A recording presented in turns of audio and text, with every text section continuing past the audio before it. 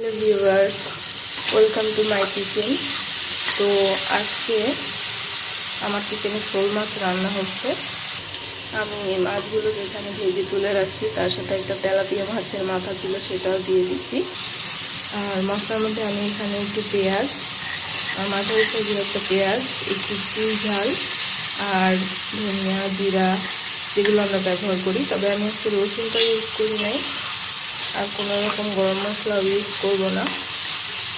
তো মশলাটা আমার কষানো হয়ে গেছে প্রায়, মশলা থেকে তেল ছেড়ে গেছে। এবার আমি মাছটা দিয়ে দিব। আমি মাছটা মশলার সাথে একটু খানিকক্ষণ কষায় নেব, এতে করে মাছ থেকে একটা অন্যরকম ফ্লেভার আসবে, সম্পূর্ণ মশলার ফ্লেভারটা ঢুকে যাবে। তো মাছটাকে কষায় নিচ্ছি আমি। এখন আমার ঢাকা দিব না, এই অবস্থায় রাখবো, একটু ভাজি হবে, তারপরে আমি ওটা পরিমাণ মতো ঝোল দিয়ে দেবো। 3 মিনিট পরে এবার আমি জল দিয়ে দিচ্ছি। যেহেতু শুধু মাছ, এর মধ্যে আমি কোনো সবজি আলু কিছু দিইনি, যে কারণে ঝোলটা একটু কম রাখবো, গা মাখা রাখবো। এ কারণে জলের পরিমাণটাও কিন্তু আমি একটু কমই দিয়েছি।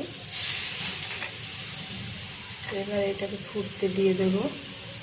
তো 15 মিনিট জাল করে আমি চুলাটা বন্ধ করে দিছি। যেহেতু এটা লোহার কড়াই, তাই কিন্তু ঝোলটা খুবই কম টানে, আর একটু আস্তে ধীরে জাল করলে ঢাকা দিলেও বেশ খানিকক্ষণ রাখা যায়।